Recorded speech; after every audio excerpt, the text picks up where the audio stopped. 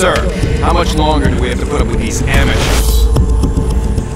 Hi, my name is Tim Bennison and I'm the executive producer of Prototype, and today this video is going to be showing you some of the varied mission types in this over-the-top action game. I mean, over-the-top action is the key vibe about Prototype, and we need some over-the-top missions to go along with that. So the first type of mission we're showing here is a rescue mission, which involves a chase, and it shows Alex's locomotion abilities going after this leader hunter. It's a major chase through much of Manhattan, and you really got to keep on your toes to keep up with him. Now, one of the cool things about this chase is you've got the military after you as well, and they finally catch up to both you and the leader hunter, and there's this giant battle in the streets of New York against some pretty heavily mutated creatures. So we end the rescue scenario with some heavy combat that shows off some of Alex's attack abilities.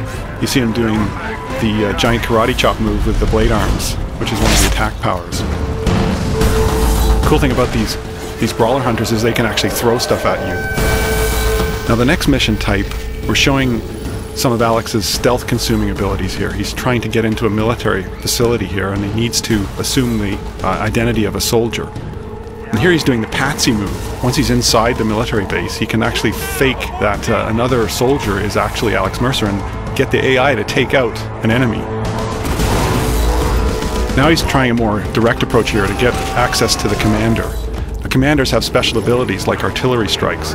Here we're going to destroy a base, which is one of the objectives of this mission, by using the artillery strike ability of the commander. Roger, ground forces. Clear targets and ready to fire.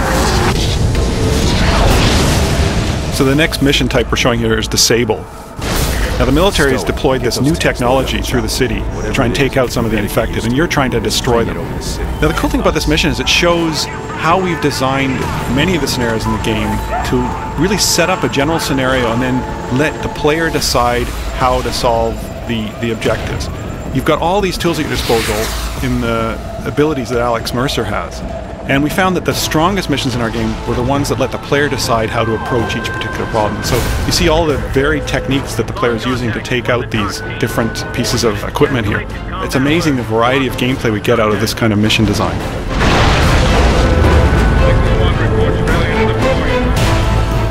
The next mission type is Protect, and this is Dr. Raglan, one of the major allies of Alex Mercer, and he must protect Raglan at this part of the story. He can't let anything into that glass chamber.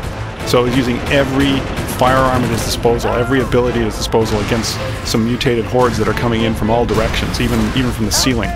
So this is a pretty furious fight inside a contained environment. It really sets off the combat in the game.